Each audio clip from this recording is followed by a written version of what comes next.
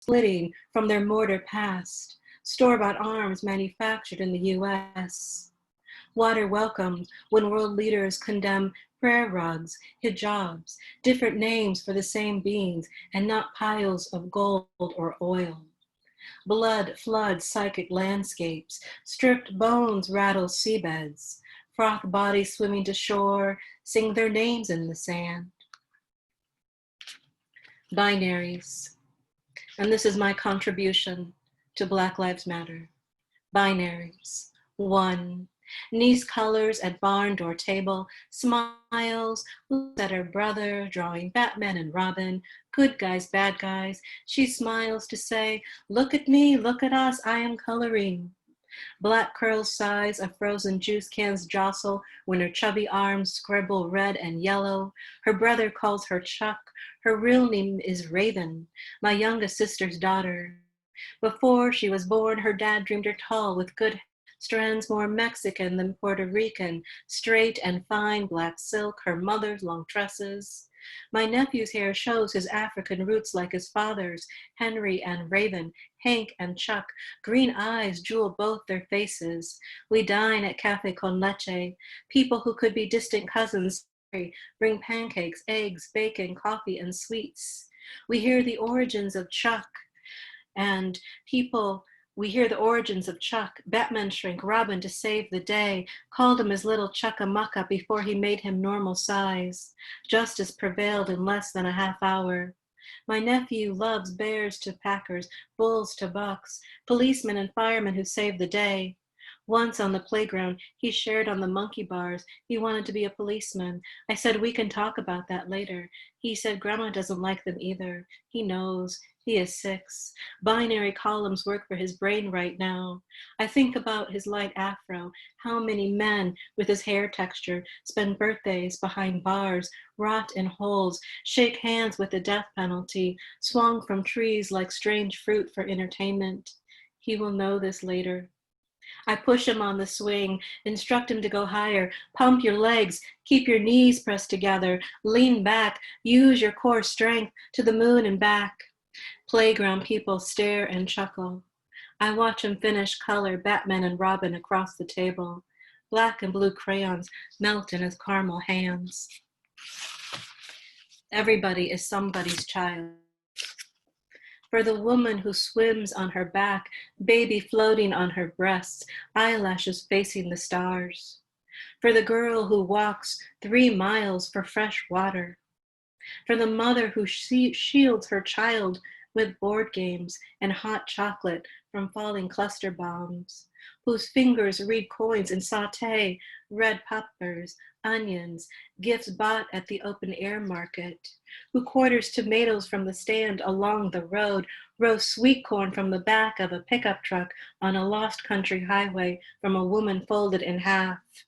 For the widow who hiked for days, holding on with both hands, 2 smaller than her own, another one strapped on her back with a bottle, stopped at a border due to the wrong stamp in offices closed for the holiday. The strangers who found her crying on a side road, a couple who crossed the Rio Grande with her later when the moon shone, though they had papers. Toddler perched on the man's shoulders, fingertips dangling bags for precious lives, snacks, water for the journey.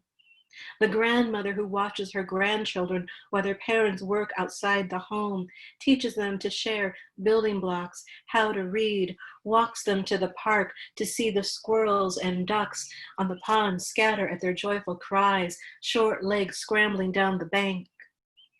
The woman who rides the waves and prays the rickety boat will reach Lesbos shores, and on the other side waits warm bread, lentil soup, tea with honey, coffee, a bed to sleep, people who will throw open their doors and let them in, let them in.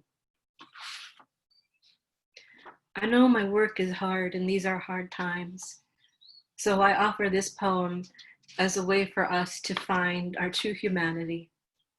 What and that? What woman picked the corn, split the husk, and molded the seed that fed the people and opened the world? What being climbed down the tree, made the savannah a refuge? Who caught the strike that lit the bush and started the spark that became the flame that lit the hearth and traveled village to village, hollowed horn of smoldering smoke that started the fire, that cooked the kill, that fed the self to grow so big?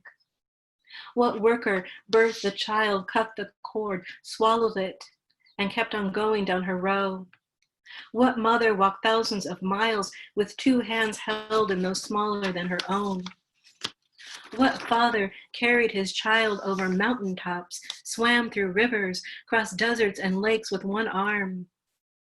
What prisoner pierced the lock, walked out into the sunshine? What grandparent let her daughter sleep while the child rose, bathed its skin in rosewater and lavender, sang songs of ones and twos until it cooed back ohs and ahs blowing bubbles? What woman picked the corn, split the husk, and spilled the seed that fed the people and opened our world? One last poem. Because I choose to walk in the light. In light, always light is the name of this poem. And despite what goes on, I have faith and hope and know good people exist. In light, always light.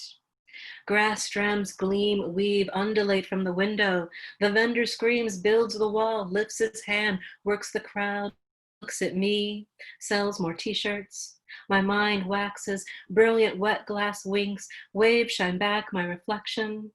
I am dazzled by the sun glinting off my cat's whiskers. He lays on his back, blinks blade by the deck, half shade, half light. First graders play football on the marigold carpet in our shared backyard. The smile on their face when they catches us warms us, childless apartment dwellers behind glass walls. The poet reads a book of poems, then walks to the park to think. She does not know what she is going to do. Sled hill or swing on the swing. If no children are present, she will swing until her stomach says no, then descend from her height among the treetops and head home. She circles the preserve, full of earth thoughts, falling leaf music, crashing, crushing sounds, and auburn smells float up from her footsteps. She thinks. We spin on earth's axis, half blinks of history. Thank you so much. Thank you so much. Really appreciate your sharing those beautiful and meaningful words with us. I'm honored now to introduce our keynote speaker, Lieutenant Governor Mandela Barnes. Mandela Barnes serves as Wisconsin's 45th Lieutenant Governor. He's our first African-American Lieutenant Governor and the second African-American to hold statewide office in Wisconsin. Born and raised in Milwaukee, Lieutenant Governor Barnes is the son of a public school teacher and a United Auto Workers member, to whom he credits much of his success. He grew up attending Milwaukee Public Schools and graduated from John Marshall High School in 2003. Lieutenant Governor Barnes attended Alabama A&M University. After his time there, he worked for various political campaigns and in the City of Milwaukee Mayor's office, becoming an organizer for MICA, which stands for the Milwaukee Inner City Congregations Allied for Hope, a Milwaukee interfaith organization that advocates for social justice. In 2012, at the age of 25, Lieutenant Governor Barnes was elected to the Wisconsin State Assembly, where he served 2 terms. His tenure in the State Assembly included serving as chair of the legislature's Black and Latino caucus and becoming a recognized leader on progressive economic policies and gun violence prevention legislation. Within his current role, Lieutenant Governor Barnes serves as the chair of the Governor's Task Force on Climate Change, while also serving as co-chair of the New Deal Climate Change Policy Group. The New Deal is a national network of rising state and local elected leaders. The Lieutenant Governor uses a platform of sustainability and equity to fight for solutions that invest in opportunities and fairness for every child, person, and family in Wisconsin, regardless of zip code. I first met the Lieutenant Governor when he was newly elected to the state legislature and Wisconsin Faith Voices for Justice was just getting off the ground. His dedication to social justice, deeply rooted in his faith, was evident from the start. I'm proud to invite him to speak to us tonight and to share his vision for a just and equitable Wisconsin. Lieutenant Governor. Thank you so much. Thank you all for being here this evening. It's truly an honor for me to be able to have the chance to address you, especially in such a critical moment like the one that we're in right now. It's important for us all to lean on our faith. I know many of us are digging into it much more than we may have as of late. And as a person of faith myself, it is helping to guide me through the layers of crises that we're faced with in this state and across this country. So I appreciate everything. I appreciate you all being here. I'm so glad that you've had this first 8 years, and may this continue to go on and on and on, because your work, your advocacy is so necessary, it's so needed, not just at a time like this, but even when things are calm, because it's easy for us to get comfortable when things are calm. But as we know, we should never be comfortable. Being comfortable is what got us where we are right now. So thank you so much, Rabbi Margolis. And thank you everyone at Wisconsin Faith Voices for Justice from throughout the state for being the moral and spiritual leaders that we all need at a time like this. We need it the most. And thank you for always showing up to do the work, for fighting the righteous fights during this pandemic and otherwise. And the theme of the annual celebration is making your voices count. This is always important, but right now, at a time where voices that have been silenced for far too long, when they're demanding to be heard, is even more relevant to all of our lives and all of our work. And I had remarks prepared about COVID-19 and securing our elections, and we'll get to all that. But I first want to address the fact that we've all been grieving the murder of George Floyd over the last week or so. But like so many other Black Americans, George Floyd's life was taken from him. It was taken from his family and his community, and we all feel it. And our state is unfortunately no stranger to these sorts of incidents. And George Floyd's death, we remember. We grieve those Black Wisconsinites that we've lost to systemic racism and violence at the hands of the people who were sworn to protect and serve. And we have to recognize that, especially in our state, that systemic acts of violence are happening every day. Just yesterday, police entered the home of a 23-year-old Black man in Monona, guns drawn, and they handcuffed him because they received a call from a neighbor who thought he shouldn't be there. He had just started renting the home, but renting while Black was apparently suspicious enough to get the police called. And there are acts of systemic violence that go beyond just policing. When you look at poverty, the poor environmental conditions, and equitable access to health care, all these that are experienced by Black communities and other communities of color are systemic forms of violence as well. And those who are protesting this injustice are doing so in order to build the nation that we all want to see. We have to make sure that they're protected. And to see a city burn on the outside is devastating, but it doesn't necessarily compare to the implosion that's brought on by the systemic inequity and injustice. It is like internal bleeding. You can't leave it untreated because it can be deadly. So many folks are hurting. People are tired. We're done tired. We're done dying. I'm tired too, and I'm tired of having to constantly address the blatant disregard for lives of color. And those who question the frustration and anger of that community of color, and those that only focus on the destruction of property, have to ask themselves, why aren't they frustrated? Why aren't people angry about the injustice that have been carried out? And if we're to move on from this, and we have to, everybody's going to have to dig a little bit deeper and get a more firm understanding of where we are in this nation, in this state, because everyone in Wisconsin, not just those in this room, everyone needs to figure out how their lives and their work intersects with the work of ending systemic racism and violence. And I think that some of the first steps that we all can take, especially for our allies, to listen and learn about the issues that don't always directly impact you. I use the example of immigration. I'm not an immigrant. I don't come from an immigrant family, but I care about the issue. I care about immigration reform. I'm committed to it because having unjust immigration laws hurts all of us. And it keeps us from having a stronger, more inclusive state. I'm not a part of the LGBTQ community, but I know that the diversity and resilience that LGBTQ individuals bring to our state, and I recognize the importance of celebrating pride and standing up for the rights of all people. And when we truly examine these issues, we realize that we're all impacted by systemic injustice. Systemic racism isn't just disconnected from immigrant rights or justice for the LGBTQ community. And economic justice for Black and brown people translates to stronger communities and a stronger community for everyone. We all benefit when we eliminate these systemic problems. And now many people in this room already know these things, and that's why you're here at the event celebrating justice and equity. You're already doing the work. You're committed to it. And I thank you so much for that from the bottom of my heart. But I do ask for you, especially the allies, that you take the work home with you. Engage your parents, your grandparents, your children, your relatives, people you went to high school with, anybody in your community that doesn't seem to have reached your level of understanding.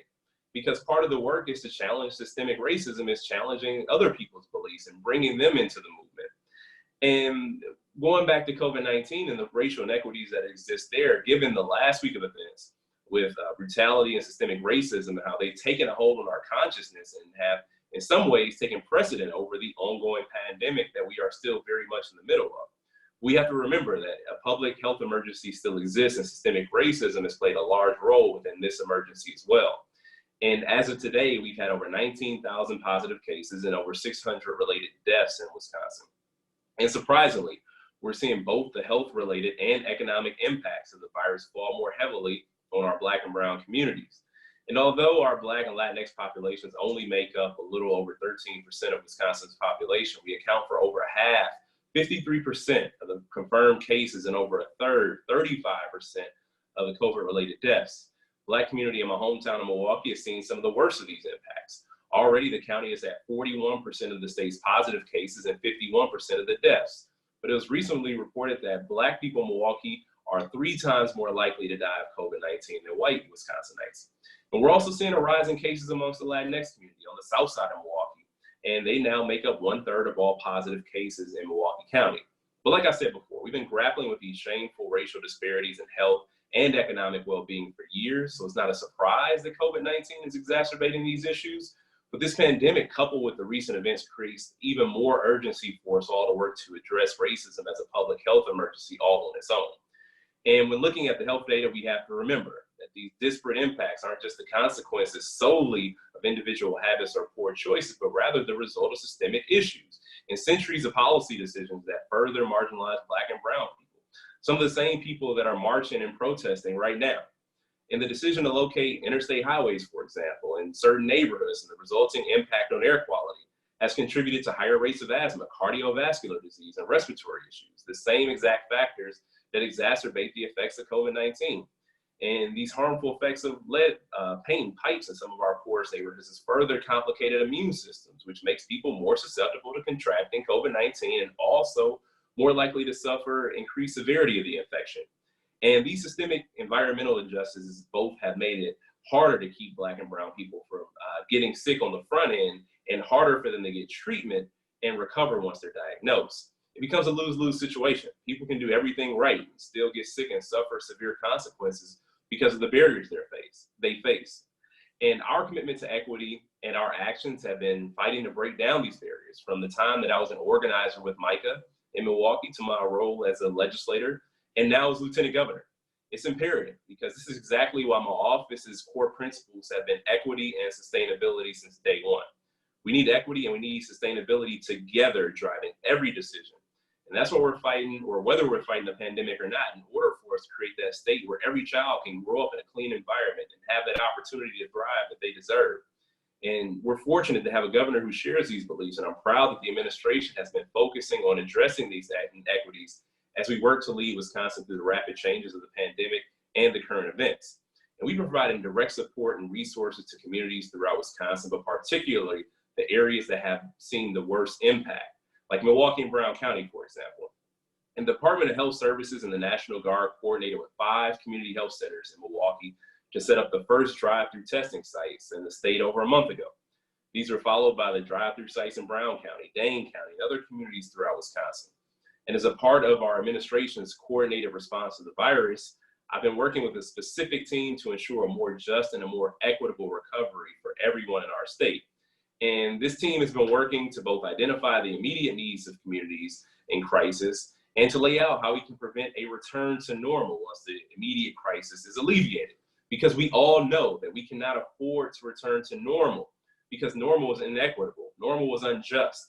It created healthcare systems and economic systems that didn't produce equal outcomes. And just like we can't return to normal ways that communities are treated by law enforcement, we have to be thinking much bigger, much bolder. The amount of catastrophe that COVID-19 has brought to the lives of Wisconsinites proves as much. And for our elections, because elections have consequences and they matter.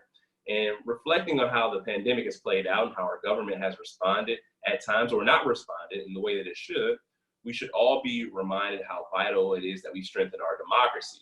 That means ensuring that we never have to repeat what we saw with the April 7th election. We saw political power prioritized over people's fundamental right to vote, and people's lives were put at risk. Voters were essentially told that their voices didn't count or it didn't matter. Ballots were lost and later found after the election results had been tallied. But people found a way. People waited in long lines for hours through rain, hail, and unjust voter ID laws on top of it all. They found a way to get witness signatures on their absentee ballot while physical distancing, and they shouldn't have had to do this. And too many people weren't able to jump through all the hoops and to be able to cast their vote. And that's why the administration is going to do everything in their power, in our power, I should say, to prevent this sort of travesty from ever happening again. This means supporting our local election administrators and doing all the work that we need to do to make sure that absentee voting is more accessible. We saw election administrators do everything that they could do to keep poll workers and voters safe in the last election. For the most part, they did this without any additional funding. And after an unprecedented 62% of all votes in Wisconsin's April election were cast by mail, we need a direct investment at the state level in order to ensure that people start planning to vote absentee now and that clerks have the time to process these requests. Our administration has asked the Wisconsin Elections Commission to devote some of their $7 million in federal CARES Act money that they're receiving to reimburse local governments for their spring election costs. And we've also requested they use more of the money to pay for absentee ballots or reimburse clerks for proactively sending absentee ballot applications to registered voters. And thankfully, despite the frequent partisan gridlock we've seen with the Election Commission, they recently voted to provide $4.1 million of their CARES fund to local election clerks. And most importantly, they voted to unanimously approve and plan to send absentee applications to the roughly 2.7 million registered voters in Wisconsin. And there's still so much more to do, but this is a significant step forward in guaranteeing equal access to the ballot. Absentee voting is obviously the safest way for people to vote for the foreseeable future, and we have to make that as accessible as possible. And so we're going to do everything that we can do to advocate for people's right to vote during the pandemic and moving forward, especially for the communities who've had to fight all along to participate in democracy in the first place, which they shouldn't have had to. But we need every one of you to plan and prepare to ensure that your own vote is counted, and your families, and your community's votes, because we're up against forces that are already planning and preparing to disenfranchise people the next time around. And we know that the stakes are that much higher. And as I wrap up my time with you this evening, I want to leave people with this simple reminder, and that's that decency, true justice, equity, equality, and opportunity are all things that are worth fighting for. These are some of the hardest fights that we'll face. They're exhausting, they're stressful, they're long, especially for the most marginalized people who've been fighting them for centuries alone. But as your Lieutenant Governor, I remain committed to helping lead them. And I remain committed to taking on these fights and challenges with you, no matter how tough they may get. And I know personally, if it were not for the faith voices of justice in my own life that have inspired me to do this work, people like Reverend Willie Briscoe, more than a friend, someone I see as a mentor, someone who stood with me on the dais when I took my oath of office as Lieutenant Governor. People like Reverend William Barber, who I follow very closely, and people like you, who I'm talking to right now. Those who are in Wisconsin, those who are proving and dispelling the notion that being a faith voice means that you have to be a voice that disregards marginalized communities, because they're selling folks a bill of goods in the state legislature. They're selling folks a bill of goods in Congress when they try to use religious texts to benefit some very unjust practices and policies that further marginalize and further harm communities. But we know better than that. And it's important for us all to stand up united and to prove them wrong, to take back the mantle of faith, to show them that to be a person of faith is to be a person of justice. And I can't even describe how upsetting it was to see peaceful protesters outside of the White House being pushed away, having tear gas shot at them, having rubber bullets shot at them to clear a path for a president who does not understand the first thing about justice, and very little, I am certain, about what it means to be a person of faith, to stand up and hold the Bible in his hand for a photo op, but not practice what is written in the text about caring for the sick, caring for the poor, providing support to those who are in need. But again, these fights are worth fighting. And when we fight, we win. So thank you all so much for having me. And I look forward to doing the work with you. Thank you, Lieutenant Governor. I'm going to mute myself for a second and turn off my phone, and then I'm going to be right back.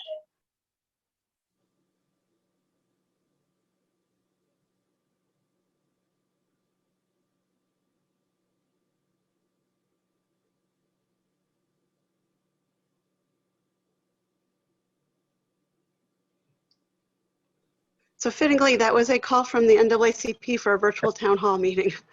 But thank you, Lieutenant Governor. We are so proud to have a person of faith, a person of commitment to justice, a person who really is in the fight, and we pledge to be alongside you all the way to fight for justice.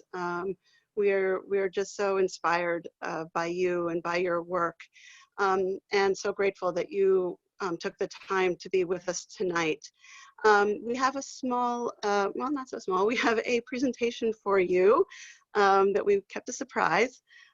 Every year at our annual celebration, Wisconsin Voices for Justice presents somebody with our Voice for Justice Award. And the criteria for this award are the person or organization shall have demonstrated a commitment to their faith tradition in the work of human development and betterment. The person or organization should have worked for the benefit of the general public of Wisconsin, and the person or organization shall have employed the spirit of the values enunciated in the goals and mission of Wisconsin Faith Voices for Justice. Lieutenant Governor Mandela Barnes exemplifies all of these criteria. He's worked tirelessly as a grassroots organizer for a faith-based organization, as a member of the Assembly, and now as Lieutenant Governor, to bring justice and equality to all the people of Wisconsin. Lieutenant Governor Barnes never lost sight of his commitment to organizing in the faith communities. He went out of his way this year to speak to congregations about the importance of filling out the census. And during this pandemic, in spite of what has to be an overwhelming workload, the Lieutenant Governor has held weekly phone calls with clergy of all faiths all over the state to keep us updated on the progression of the virus, and to hear from us what we are all seeing on the ground in our congregations and communities. I'm proud tonight to present Lieutenant Governor Mandela Barnes with our Voice for Justice Award. Thank you. Thank you. So I have the award. Lieutenant Governor, I was going to send it to you in a plain white box and say, don't open till June 3rd, but I thought that would be a really bad thing to do. So I have it here and I will send it to you. And we hope that you will display it proudly somewhere in your office. And we really just thank you for all of your work. Thank you. Thank you. Thank you. Thank you. Thank you so much. We're so grateful to you. Deeply appreciate it.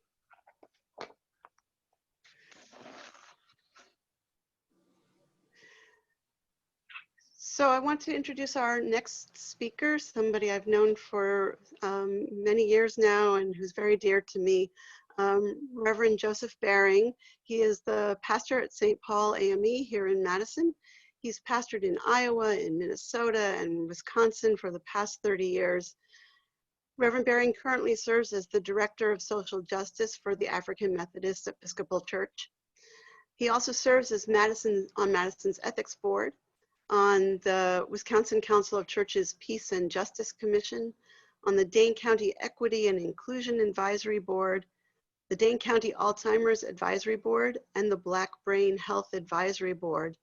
Reverend Baring is a former board member of Wisconsin Faith Voices for Justice, and I've told him that when he retires shortly, his old seat on our board is warm and ready for him and waiting for him to reclaim. So I'm delighted to welcome Reverend Baring to share a few words with us. Good evening, and thank you for that wonderful introduction, Rabbi Margolis. As Rabbi Margolis said, I've pastored for a little over 30 years now. I've been involved in social justice and social action for over 50 years. I've served, as I said, in Iowa and in Minnesota and Wisconsin and in Illinois. Social justice is really my cup of tea. I like to advocate for those who have no voice.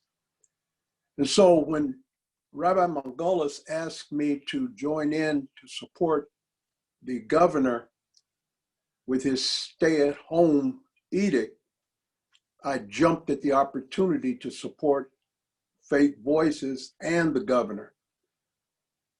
I began my ministry in Milwaukee. For years, I was involved in advocacy for open housing there. I was involved in advocacy for restorative justice in Iowa. In St. Paul, Minnesota, when I pastored, I was involved in advocacy for to overturn the voter ID. Basically, I've been involved in advocacy everywhere I've gone because I believe that I could be a voice for the voiceless. As I look around today, 50 some odd years from the open housing marches in Milwaukee, even though it seems as if we've come a long way, we're still in the same place that we were over 50 years ago. Black and brown people are still marginalized and disenfranchised. We're still the ones with the most disparities, health, education, in the state, or in the nation rather. And so from the days of Milwaukee to the incidents that we're seeing going on now, people are crying out and wondering why. I understand that the people are looting and they're burning, but I understand the peaceful demonstrations that go on. But you can hear people cry out why. Dr. King once stated that violence is the language of the oppressed. And if you look back at history, Black and brown people have been oppressed from the days that they were brought to this country. And even though we've taken one step forward, we've taken 5 steps back. And so now we see the escalation of daylight murder, where no longer do people wear hoods, they use the badge or a gun or legislation to keep their heel on the necks of Black and brown people. Now, I began by saying that I was a board member of Wisconsin Faith Voices for Justice. And I began by saying that I was just honored to be asked to support Faith Voice in their support of the governor. The governor issued an edict for a stay at home, and it was for the safety of the population. It was for the safety of those who are most vulnerable in our society. And the legislature thought it fit to bypass the governor's edict and petition the Supreme Court to step in. They believed that the economy was more important than the lives of people. And so when Rabbi Margolis and the rest of the people asked for faith community people to write a letter, I jumped at the idea. I jumped at the idea to make my voice heard along with other voices, to let people know there is somebody still advocating for those who have no voice. There's still somebody that sees that the marginalized and the disenfranchised need a hand up. And so I wrote a letter along with over 200 other faith groups that sent to the Supreme Court. And the Supreme Court ruled in favor of the legislature. I began by saying that what we're seeing now is nothing more than a journey from the past to the present. As I get ready to end, there's a passage of scripture in the book of Habakkuk, Old Testament prophet. And in the first chapter, in the 4th verse of that book, it reads, "How long will we cry and not be heard. Black and brown people have been crying for centuries and have yet to be heard.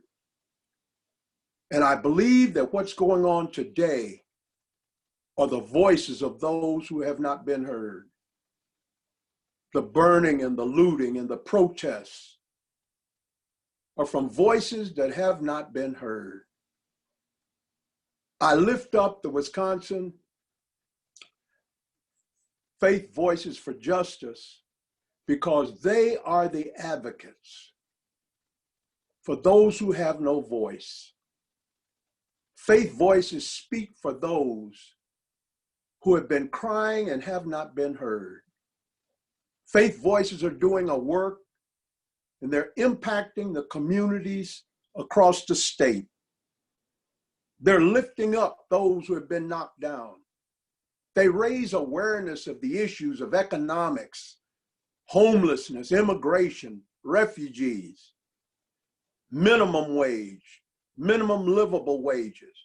All of those issues that adversely impact the lives of people, Wisconsin Faith Voices for Justice are speaking to. And I believe as people of faith, we have been called to speak truth to power, to stand, and having done all to stand anyway, advocating for those who are the least of these. And so I just say to Rabbi Margolis and all of those that are a part of Wisconsin Faith Voices for Justice, you keep keeping on, you keep shouting and speaking until you are heard, until those whose voices have not been heard are heard. And I thank you. Thank you so much, Reverend Baring. I'm so appreciative of your passion, your commitment, your years of service. You truly do speak truth to power and have done it all your life. And your leadership and your example is really inspiring to me and to us all. And I thank you so much for your support of our work as well. And I'll keep supporting your work because it's worthwhile work. Thank you, sir. I want to introduce Fabiola Hamdan, who I have come to know over the last few years and admire so much for her tireless work. Fabiola is the Immigration Affairs Supervisor for Dane County Human Services. She is a bilingual, bicultural senior social worker with the Dane County Department of Human Services. She's the first Immigration Affairs Supervisor in Dane County. She has an MSSW from the University of Wisconsin-Madison. As an immigrant from Bolivia, she's a strong advocate for the immigrant community and founder of El Día de los Niños, an annual event to increase awareness about child safety and parenting in Dane County. Fabiola provides outreach and resources to the immigrant and refugee community in Dane County in order to support integration through coordination of county services. Some partnerships include the Madison Metropolitan School District, Centro Hispano, the UW Immigrant Justice Clinic, the Community Immigration Law Center, Jewish Social Services, Open Doors for Refugees, Voces de la Frontera, and our own Dane Sanctuary Coalition, and more. I've been very privileged to work with Fabiola over these last 4 years and to get to know her. She is a tireless worker. I do not know when she sleeps or if she sleeps, but she was working round the clock for justice for our immigrant community. I'm so pleased she's is able to be with us tonight and to share her work with us. Fabiola. Oh, Fabiola, you're muted.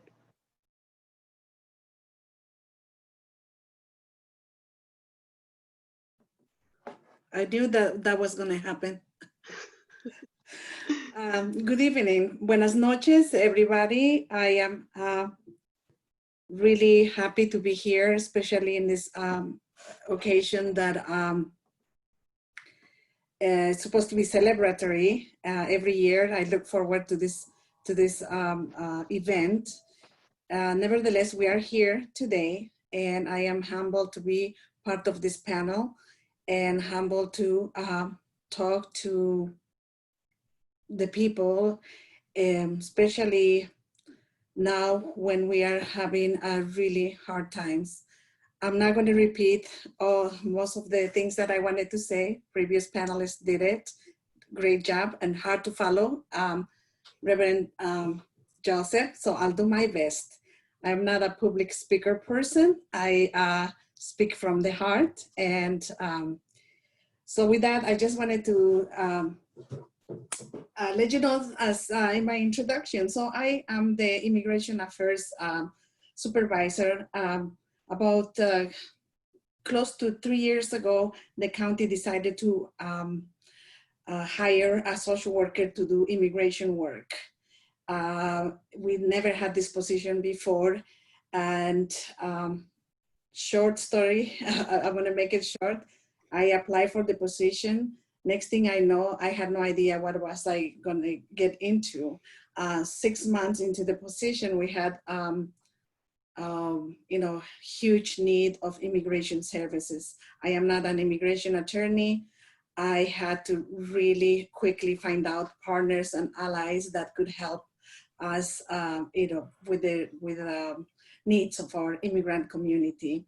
So my work consists in helping and advocating and connecting resources to our immigrant community, refugee, asylum seekers, and undocumented people. As you can see, as you know, finding resources for legal services is very expensive. And having a community that is really struggling, trying to pay for legal services is really hard, right? So with the county and lots of advocacy and then the support from County Executive Parisi, county supervisors, they were able to give me a little bit of a budget so I can help with some of the resources that the immigrant community needs. For example, right now, we are able to pay for visa extensions. We are able to pay for DACA renewals for people that are really in dire need. So there's a lot of work, and this work cannot be done without the assistance of organizations like the Wisconsin Faith Voices for Justice, right? As Rabbi Bani, I call her Rabbi Bani, we got to work in a very fast pace because the needs of our community were piling up on us. And so, for example, I wanted to talk specifically about a family, an asylum seeker family that arrived to Madison. Basically, they were on the street and didn't know where to go and what to do. Mom, dad, and 3 kids. Immediately, I connected with Rabbi Bani out of desperation. About what to do with this family. We could pay for some hotel, but what's going to happen with the housing? As you know, Madison is the housing market is very expensive, and you cannot find housing as easily, especially for asylum seekers who enter the country. Once you enter the country, you have 180 days to get yourself to immigration to do your check-in. You don't have work authorization, but sometimes you come here with really the clothes that you are on. So it's very difficult. And to talk about getting some legal assistance for these folks is extremely hard. So we have to partner. Long story short, we got to put this family with the assistance of Rabbi Bani, myself, our office in a hotel for a few days. And then immediately, I think Rabbi Bani connected us with the Dane Sanctuary Coalition. Next thing we know, the Dane County Coalition got together, and then we're able to house this family in a church, I think for about close to 6 months. Later on, this family was able to find an apartment. This family is still struggling. There are other struggles that asylum seekers have. And as you can imagine, if you wanted to leave your country with nothing, carrying your kids, you have to imagine that the things, life is really, really hard over there. If you are, if you take that decision to leave everything behind and save your kids and come to this country. And so there is a lot of need that out there right now. And I think Lieutenant Governor was mentioning that today I was very ready to speak about COVID-19 and the impact that is having right now in the Latino community, especially the immigrant community and the undocumented community. As you know, the undocumented community cannot apply for unemployment, although they work 2, 3, 4 jobs to make ends meet. They cannot apply for or get any stimulus packages. So we were faced with this need, and we're still faced with this need. So because we have great organizations, for example, the Latino Consortium for Action, we have an organization that is led for executive directors from Latino-led organizations. We got together and we were able to get a fundraising. We're still doing a fundraising. We open applications for folks that are in desperate need of assistance. Within the 2 days, I think we had over 2,000 applicants. And so that shows you how much the need out there is. And we keep working with that. So sometimes you have to be very, initiate things with groups and with people and with allies to get the people's needs. So, so at this time, I think it is, very difficult for us. I mean, being a person of color myself, and having to live in an atmosphere that is anti-immigrant as far as, our government. It is hard, and then now we have what's happening right now.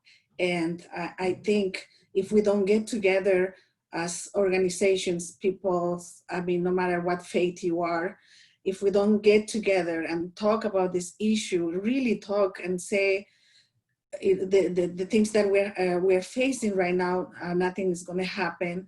I think we're fortunate to live in Madison because we have a lot of resources, we have a lot of organizations, but it's time for all these organizations not to work in silos, just work and help each other.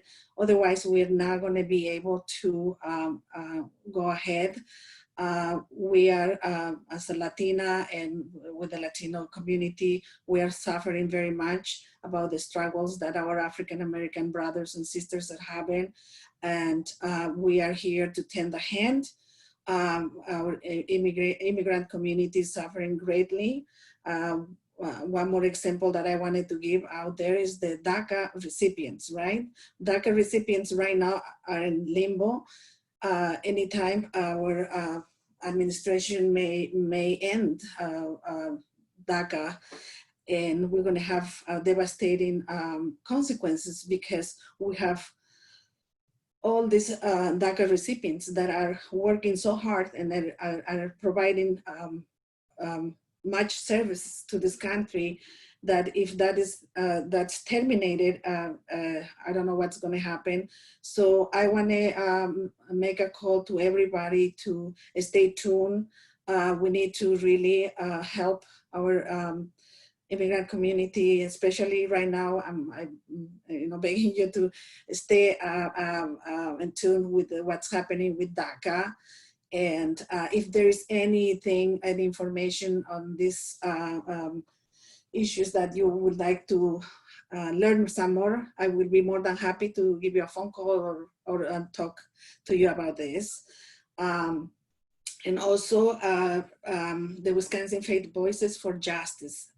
It's really an organization that brings everybody together. Like tonight, for example, I think, they do some fundraising, they do amazing work.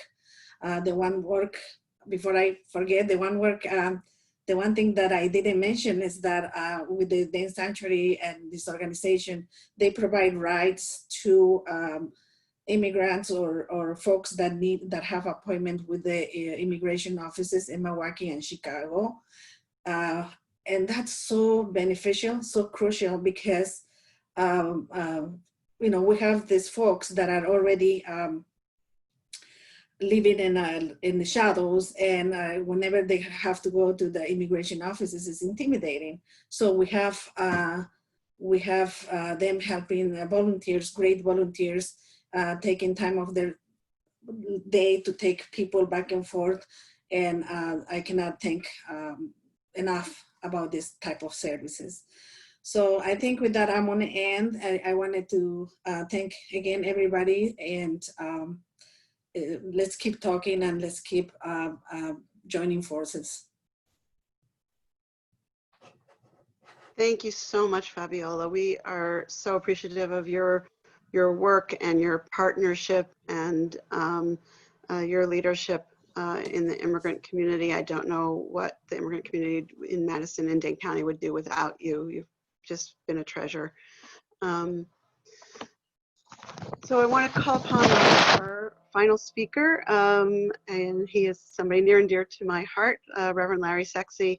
Larry is the president of our board, and he has been on our board almost since the beginning. He's been on our board for 6 out of our 8 years, and has been president for the last almost year. Larry is a retired ELCA pastor in Deerfield. He's been in parish ministry for 40 years, which he says he found impossible to separate from social justice work. Before joining Wisconsin Faith Voices for Justice, Larry served on the board of Madison Area Urban Ministry for 10 years as MUM's secretary. His roots are in Wisconsin. He was baptized, confirmed, married, and ordained in the ELCA in Black River Falls. Larry currently lives in Deerfield with his wife, Deborah, a retired educator, and their golden retriever, Dewey. As a graduate of St. Olaf College and with professional and graduate degrees from Lutheran School of Theology in Chicago, Larry has a nerdy as well as practical interest in religion and politics, and I can attest to the nerdiness because my Kindle is full of books that Larry said, you have to read this, and they are all books about the intersection of faith and democracy. When he's not engaged in justice ministry, Larry loves to follow the careers of his 2 daughters, Liz and Carrie, to hike, to fly fish, and to tend to his wife's family's farmstead near Hickston, Wisconsin. Larry's been a board member, as I said, since 2014 and served as president for almost a year now. He is a lovely human being. He's a delight to work with, and he's a tireless advocate for justice. I could not do my work without him. Larry, please share a few words with us. Thank you, Rabbi Bonnie. Thank you, Rabbi Bonnie. As you have heard from our executive director, you've learned of some of the successes that Wisconsin Faith Voices has had for this past year, but I need to say that those accomplishments have only been possible because of your incredible and generous support. So I want to thank all of you who have contributed, and we were going to ask that you continue to contribute. You've also heard this evening, besides our wonderful keynote speaker and the Poet Laureate of Madison, you've heard Fabiola and Reverend Baring talk about the ongoing work for immigrant rights as well as for racial justice. My presiding bishop, Elizabeth Eaton, tweeted earlier today, yes, she tweets, until a white majority feels so deeply in our soul that the pain of Black and brown people is our own pain, it will continue to be Black or brown. It will continue to be painful to be Black or brown in America. This evening, we've listened to our voices that come from our Black and brown brothers and sisters. And I think it's imperative that we continue to listen, especially those of us who are in positions of privilege, those of us who are white, who don't always realize how fortunate we are. I was thinking of what Fabiola said about this ongoing work with immigrants, which has kind of lost the attention that it once had. Not that we shouldn't be concerned about racial injustice or about COVID-19, but I would remind people that since March of this year, only 2 asylum seekers have been granted humanitarian protection in the United States. And literally thousands have been turned away at our border, including many unaccompanied children. This has been an important part of our work, and it's ongoing even as we tend to other things. When I reflect on this year, I'm incredibly proud to be board president of this organization, and my rabbi. By the way, I think every Lutheran pastor should have a rabbi, and I'm privileged to have a very wise one. She will cite to me Leviticus 19, which says, "Do not stand idly by while your neighbor bleeds." And it goes on to say something that's part of my Lutheran tradition: "You shall love your neighbor as yourself." The basis for our social justice ministry is that understanding of our neighbor, who includes those who are not just in our own immediate vicinity, but those who are far as well. And I think as an organization, we have truly risen up and taken action as far as our neighbors are concerned, and we have offered help as it has been needed. As you've heard this evening, we've advocated for immigrant rights. We've been a tireless supporter of Safer at Home, which also meant partnering for a statewide news conference in late April to counter the protests to reopen businesses without following the CDC safety measures. We also have been in the ongoing business of providing information on coping, keeping safe, and accessing much needed mental health care resources during this pandemic. We've raised awareness of the impact of the pandemic on low income and undocumented workers, food industry workers, and we've advocated to address all of these issues. We've advocated to pass emergency legislation, advocating for basic rights for low income, part-time, and gig workers during the pandemic. The legislation provides for free healthcare for testing, treatment, and vaccines against COVID-19, provides hazard pay, the protective devices for essential workers, requires businesses to provide paid sick and family leave, and includes immigrants in any and all aid packages, regardless of their status. Now, I want to reiterate something. We are 100% funded by private philanthropy, by donations, small and large. And all of our funders have helped us reach new levels this year. But for this work to continue, we need your support. We need you to help us continue to grow our work and increase our awareness and our visibility across the state. Our new development director just messaged me a few minutes ago to say that since we've been online, we have raised $335. Those funds are going towards some matching grants, which are matching funds, which I'm going to explain to you. All the funds raised in tonight's appeal, and that will continue through Friday at 5 p.m., will allow us to hire a communication intern. That's a critical need, and that will help us reach new congregations, clergy, people of faith across the state, increase awareness and bring resources, programs, and advocacy to more communities than ever before. There are 2 ways that you can easily make gifts in less than a minute. Visit Wisconsin Faith Voices for Justice, all one word together, .org, and click donate, or you can visit Wisconsin Faith Voices for Justice on Facebook, as many as you've already done, and there you can click donate. As an added incentive, when we reach $1,500 2 generous anonymous donors will donate an additional $1,500 to our organization.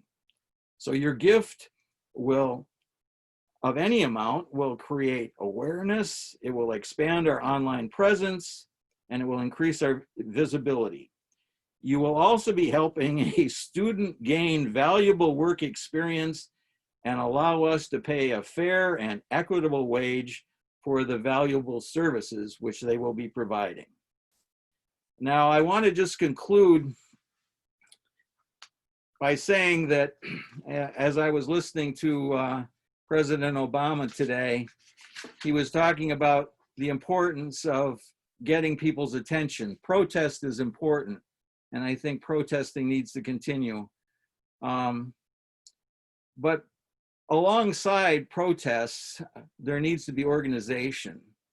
And one of the benefits Wisconsin Faith Voices for Justice has provided to our state is an incredible organizer. And that is our executive director, Rabbi Bonnie, who also sits on the board of other organizations and is in contact with an incredible number of people across our state. If we're going to accomplish some of the things that need to be done, and that includes getting souls to the polls and getting people elected to office who will carry through on some of these much needed reforms, we're going to need organization. And that is something that I think we have provided for the years that we have been in existence and will continue to provide. I'm going to ask Rabbi Bonnie to close this evening, but I'd like to offer these words of prayer. We pray from different traditions. I'm aware of that. So for me, I pray in the name of my Lord, the Holy One. Lead us from death to life, from falsehood to truth. Lead us from despair to hope, and from fear to trust. Let us dream together, let us pray together, let us work together to build a world of peace and justice for all. Amen. Rabbi Bonnie. Thank you so much, Larry. So I really want to thank all of our speakers for being here tonight, for sharing your work, your passion, your commitment. I really want to thank you for your partnership. Wisconsin Faith Voices for Justice does not work in a vacuum. And without all of you and the work that you do and your help and support, we could not do what we do. And you are all very, very precious to me, and I thank you all. We also have just an amazing cadre of volunteers. If this had been an in-person event, I always ask our volunteers to stand and be recognized. I'm sorry we can't do that tonight, but know that I am so grateful for all the time and work and commitment that you all put in to make our work happen. My daughter says to me so often, I couldn't do the work that you do because it's so depressing. And you don't make any progress. And I say to her, well, you know, that's somewhat true, but every little victory counts. And even more so, what keeps me going and gets me excited to come to work every day is knowing that I'm working with such fabulous and amazing people and learning so much from all of you. And again, I'm just so grateful for your leadership and your friendship and your support. There's a saying in Judaism, it's in the Talmud, in a tractate called Pirkei Avot. The work is long and the master is pressing, but it is not incumbent upon you to finish the work, but neither are you free to desist from it. So we each do our part, large or small, and every little bit that we do makes a difference. So I look forward to another year working with you all, big steps and little, to make a difference in our world. Thank you all so, so much, and have a wonderful evening.